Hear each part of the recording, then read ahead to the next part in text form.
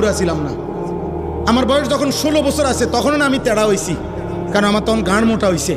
কিন্তু আমার আব্বা চাইলে তো আমার 7 বছর বয়সে আরেকটু শক্ত করে ধরে রাখলে আমার নামাজি বানাইতে পারতো। ওনার টাইম নাই, ওনার টাইম নাই। উনি নিজে খায় বিড়ি, উনি ভূতের কিতা মানুষ করব? বিড়ি খাই না বেড়াই কেমনে কইব যে ভূত মানুষের মতো মানুষ হও? ভূতে যদি আব্বা আমনের মতো নি, হ্যাঁ বলেন না? এই জন্যই তো পিছায় গেছে, এই জন্যই তো পিছায় গেছে। নিজে নাফরমান, এই জন্য হিম্মত নাই। নিজের টাকা সুদের, তো ও বেটার হিম্মত আসবে কোত্থেকে?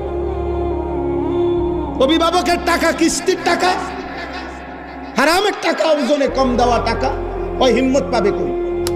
ওই কলিজার মধ্যে হিম্মত পাবে কই? এই জন্য চিন্তা করে বাদ দে।